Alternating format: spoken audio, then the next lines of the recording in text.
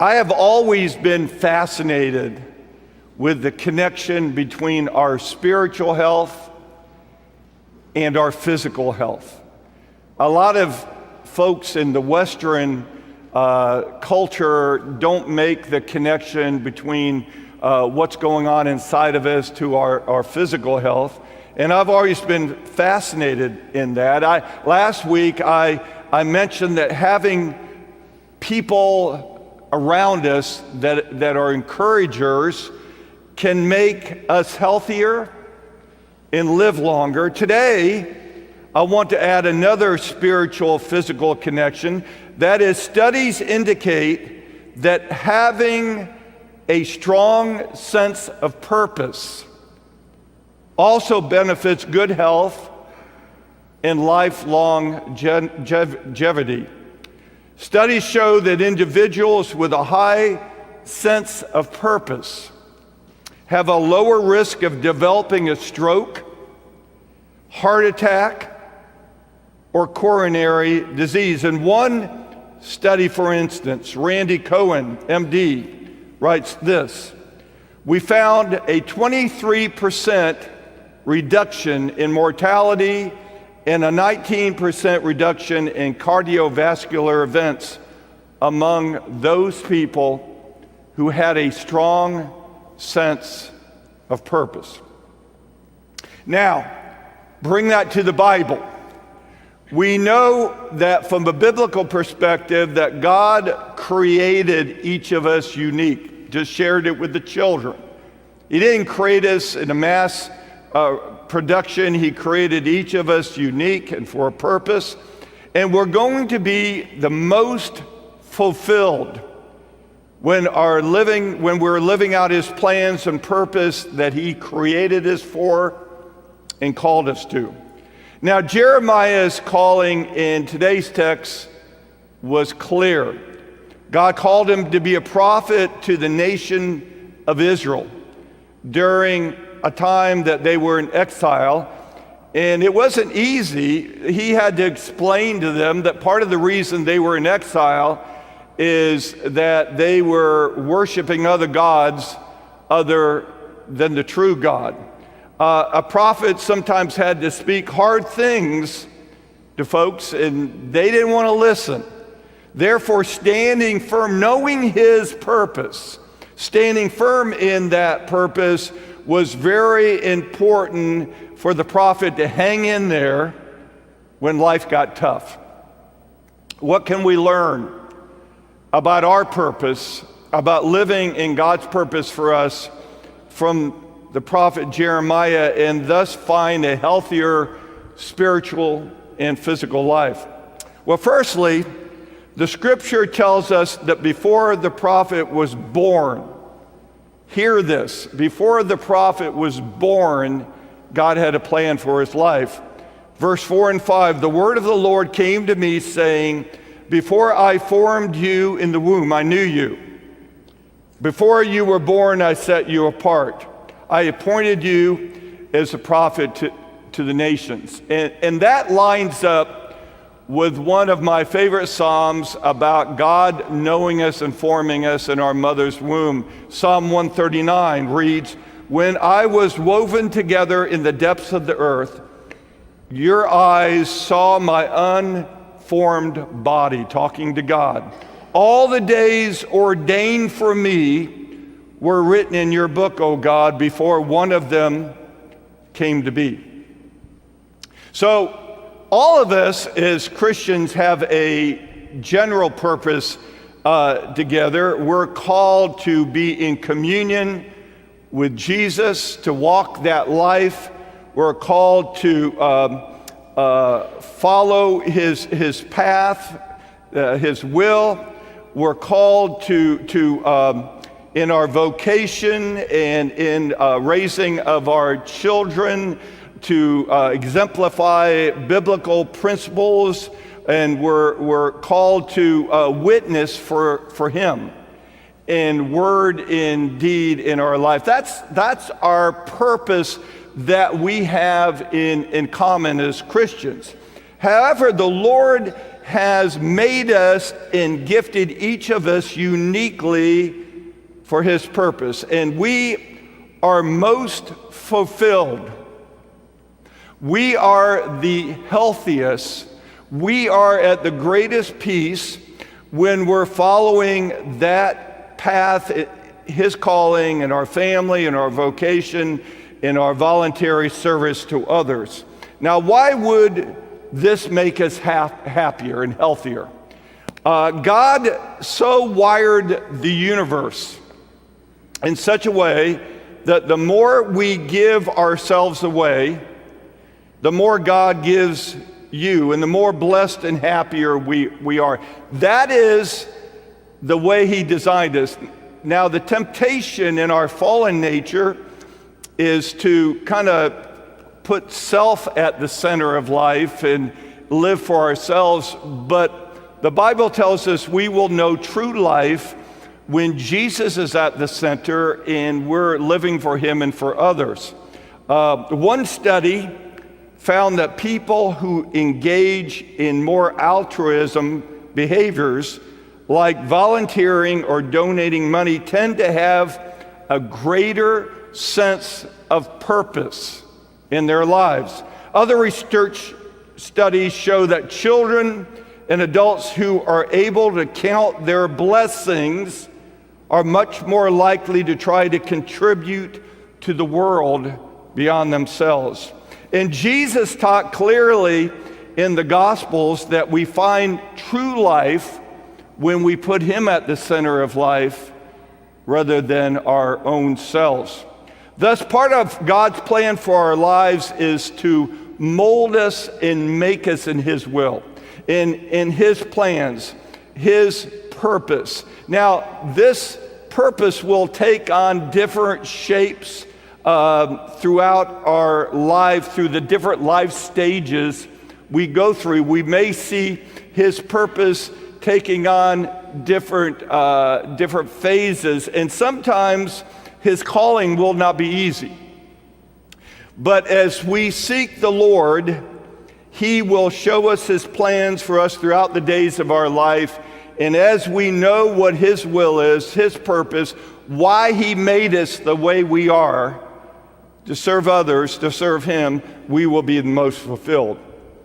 A second thing that we can learn about Jeremiah, about purpose in our lives, is that sometimes our purpose is shown to us from his helping us overcome obstacles and then sharing that witness with others about what the Lord has done. We sometimes think about God's purpose only using us in our strengths and in our victories, but God has a way of turning our challenges and our hurts into healing and blessing for others. For instance, Jeremiah struggled with his mission. He was raised up at a time that Israel was in one of the worst times of defeat and misery, and they were stubborn. They didn't want to listen to God, but God raised him up, and he hung in there. And you and I find hope and encouragement in the witness of him hanging in there with a purpose in his mind, God's purpose, even when he hit roadblocks, even when people didn't want to listen to him, even when he hit struggles. I want to share with you a video clip of one of our members that shares about a disappointment in his life. And out of that disappointment, God led him to a greater sense of purpose to ministry and volunteering with children. Let's roll that clip. Don, thanks for your willingness to share today. I am preaching this Sunday on God giving us a purpose, and we're most fulfilled when we're in God's purpose for our lives. And everybody that knows you love children, that we see at soccer children, we see with children Wednesday night, we see Cornerstone children. When I go with you to Cuba, children are drawn to you, and you could be off just watching sports or in your career, but you seem to find great fulfillment in ministering with children and in a God-given way. Tell me a little bit about that. Well, I mean, let's face it, children are our future. We want to raise them up godly. I was raised a Catholic. I wasn't always as Christian as I am now, let's put it that way. I had quite a journey to get where I am now. I did have a step-grandchild at one time, and she was taken away from me suddenly. We didn't get to see her anymore, and I wandered my way up here to church and just asked if I could help, and it was all a God thing, because, I mean, I never had any children of my own, and children just, they do just seem to be drawn to me. I guess it's part of the reason is I have a childlike heart, I think. I mean, I'm half child, I tell people, so that helps a lot. But what fulfillment do you get out of it? What I mean, obviously you wouldn't be here if you didn't feel God leading you to work with. What fulfillment do you get? Well, to be able to see the world through a child's eyes is it's just so refreshing. I mean, you talk to some adults and they tend to get a little cynical about things. Kids are just so pure and they're honest. I mean, you can ask them a question, like, hey, can I have a bite of your cookie? No.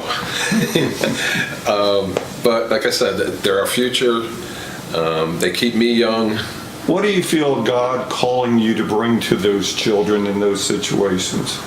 I just want to be an example of Jesus. I want to have Jesus' light shining through me to them. I want to teach them about Jesus, so they're raised that way. They grow up from the very, very beginning with Jesus in their life. Well, I've been with you to Cuba, as I said, and they just gravitate to you, and there's something about that God's placed in you, a gifting that makes children feel safe and loved, and you're fun with the sports, and so thank you. Thank you, first of all, for what you do for Jesus in His church and beyond, and thank you for your willingness to share today. God bless you. Thank you. So again, it may come through a time of disappointment like Don, that that stepchild was taken away.